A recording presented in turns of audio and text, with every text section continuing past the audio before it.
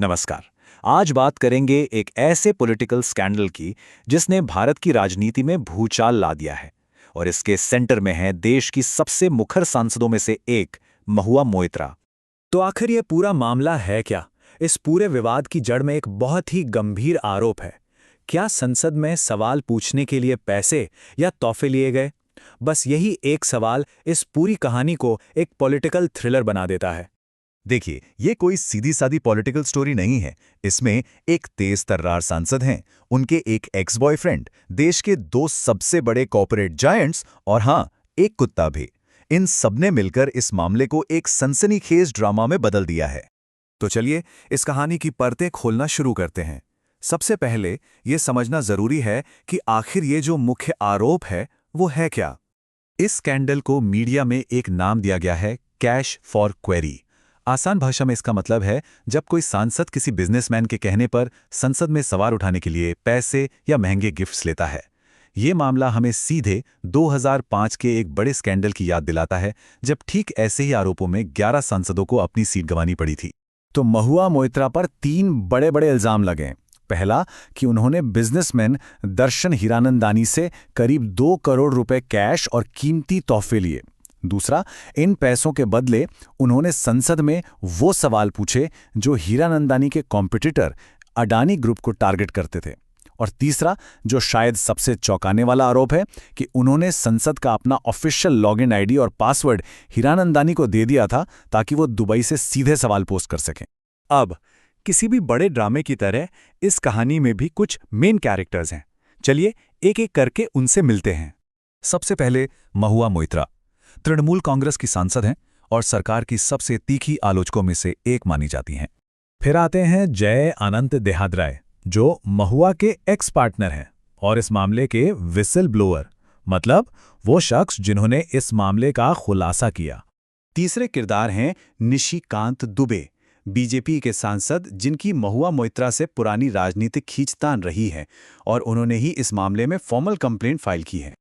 और आखिर में दर्शन हीरानंदानी, देश के सबसे बड़े रियल एस्टेट ग्रुप्स में से एक के हेड, जिन पर महुआ को रिश्वत देने का आरोप है। अब सवाल ये उठता है कि ये मामला अचानक से सामने कैसे आ गया। इसकी शुरुआत बड़ी अजीब है, एक पर्सनल झगड़े से, जो देखते ही देखते एक नेशनल स्कैंडल बन गया। इस पूरी कहानी की शुरुआत को समझने के लिए ये जॉन विक वाली बात एकदम फिट बैठती है। यकीन करना मुश्किल है, लेकिन कहा जा रहा है कि ये पूरा का पूरा नेशनल लेवल का विवाद एक पालतू कुत्ते को लेकर हुए एक निजी झगड़े से शुरू हुआ। तो ये सब हुआ कैसे, जरा इस टाइमलाइन को देखिए। सबसे पहले महुआ और देहाद्राई के बीच उनके कुत्ते को लेकर एक पर्सनल झगड़ा हुआ। इसके बाद देहाद्राई ने कुछ डॉक्यूमेंट्स बीजेपी सांसद निशिकांत दुबे को दे दिए। दुबे ने इस मौके को जाने नहीं दिया और तुरंत स्पीकर को चिट्ठी लिखकर जांच की मांग कर डाली। 17 अक्टूबर को मामला संसद की एथिक्स कमेटी के पास चला गया और फिर 19 अक्टूबर को दर्शन हीरानंदानी ने एक एफिडेविट फाइल करके इस कहानी में सबसे बड़ा ट्विस्ट ला दिया। हीरानंदानी के एफिडेविट की सबसे विस्फोटक बात यही थी, उन्होंने कबूल किया कि महुआ ने अपना पार्लियामेंट्री लॉगिन और पासवर्ड उनके साथ शेयर किया था। ये बहुत ही सीरियस इल्जाम है। सोचिए, इसका मतलब ये है कि भारत की संसद के पोर्टल पर कोई बाहरी आदमी, वो भी दुबई में बैठकर, सीधे सवाल पोस्ट कर रहा था। ये सिर्फ नियम तोड़ना नहीं है, ये तो नेशनल सिक्योरिटी का भी एक बड़ा सवाल बन जाता है। लेकिन कहानी यहां खत्म नहीं होती। इन गंभीर आरोपों के जवाब में महुआ मोइत्रा ने भी जोरदार पलटवार किया है। तो चलिए अब कहानी का दूसरा साइड भी देखते हैं। तो आरोपों के इस तूफान का महुआ मोइत्रा ने क्या जवाब दिया? कहानी के 2 पहलू हैं। एक तरफ आरोप है कि उन्होंने पैसे लिए, लॉगिन शेयर किया और अडानी को टारगेट किया। दूसरी तरफ महुआ का कहना है कि ये उन्हें चुप कराने की एक पॉलिटिकल साजिश है। एफिडेविट दबाव में लिखवाया गया है और वो तो बस अडानी ग्रुप से जुड़े असली मुद्दे उठा रही थीं। अपने बचाव में महुआ ने कुछ और तर्क भी रखे हैं। उनका कहना है कि हीरानंदानी का एफिडेविट एक सादे कागज पर है, जिसकी कोई कानूनी वैल्यू नहीं है। उन्होंने ये भी याद दिलाया कि हीरानंदानी ग्रुप खुद कई सरकारी जांचों का सामना कर रहा है, जैसे पीएफ घोटाला और पेंडोरा पेपर्स। उनका सबसे बड़ा सवाल यह है कि हजारों करोड़ की कंपनी का मालिक एक पहली बार की सांसद से आखिर क्यों डरेगा। अब ये मामला सिर्फ एक सांसद पर लगे आरोपों तक ही सीमित नहीं है। ये आज की इंडियन पॉलिटिक्स में चल रहे एक बड़े खेल की तरफ भी इशारा करता है, और वो खेल है नैरेटिव का, यानी कौन अपनी कहानी बेहतर तरीके से सुना पाता है। देखिए, आज का जमाना सोशल मीडिया का है। यहाँ परसेप्शन ही सब कुछ है। सच क्या है, झूठ क्या है, इसके बीच की लाइन इतनी धुंधली हो गई है कि जिसके हाथ में कहानी का कंट्रोल होता है, जीत उसी की मानी जाती है।